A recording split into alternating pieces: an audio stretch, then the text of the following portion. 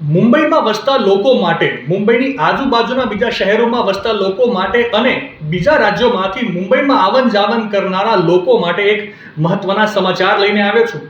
લગભગ 2 દાયકા પહેલા એટલે કે 2005માં મુંબઈમાં જે ધોધમાર વરસાદ પડ્યો હતો અને જે તારાજી સર્જાઈ હતી, જે આફત આવી હતી, તેની વસમી યાદો તાજી કરે એવો મુશળધાર વરસાદ આજે ફરી એકવાર મુંબઈમાં ખાબકતા લોકોના મનમાં ફફડાટ થઈ ગયો છે. શહેરમાં ઠેર ઠેર જળબંબાકારની સ્થિતિ સર્જાઈ હતી. રોડ અને રેલના વ્યવહારને માઠી અસર થઈ છે.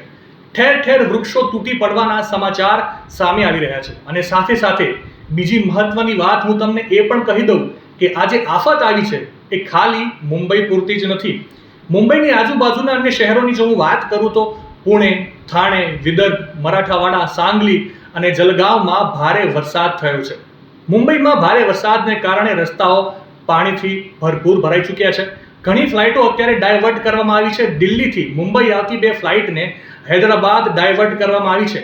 લોકલ ટ્રેનોમાં પણ અત્યારે ભારે ભીડ જોવા મળી રહી છે. હવામાન વિભાગે આગામી 2 દિવસ એટલે કે આવનારી તારીખ 27 મે અને 28 મે આ 2 દિવસ મહારાષ્ટ્રના ઘણા વિસ્તારોમાં ભારેથી અતિ ભારે વરસાદની સંભાવના વ્યક્ત કરી છે. ખાસ કરીને જો મહારાષ્ટ્રની રાજધાની મુંબઈના જ હું તમને લેટેસ્ટ સમાચાર આપું તો છેલ્લા 2 કલાકથી સતત પડી રહેલા વરસાદને કારણે લોકોને અત્યારે ભારે હાલાકીનો સામનો કરવો પડી રહ્યો છે. જુઈનગર, બેલાપુર, ઔરોલી વિસ્તારમાં ભારે વરસાદ પડ્યો. મુંબઈ સતારા હાઈવે પર પાણી ફરી વળ્યા, જેથી મુસાફરોની અત્યારે માઠી દશા બેઠી છે એવું લાગી રહ્યું છે. વાહન ચાલકોને આ પાણીમાંથી પસાર થવું પડી રહ્યું છે. નીચાણવાળા તમામ વિસ્તારોમાં પણ અત્યારે પાણી ભરાઈ ચૂક્યા છે.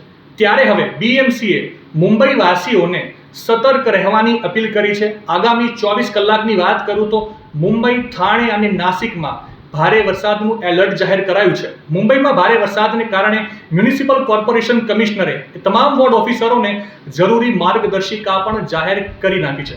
તો આ હતી માહિતી હાલમાં મુંબઈમાં પડી રહેલા તોફાની વરસાદની. હવામાનને લગતી તમામ અપડેટ માટે સંદેશ ડિજિટલ સાથે જોડાયેલા રહો.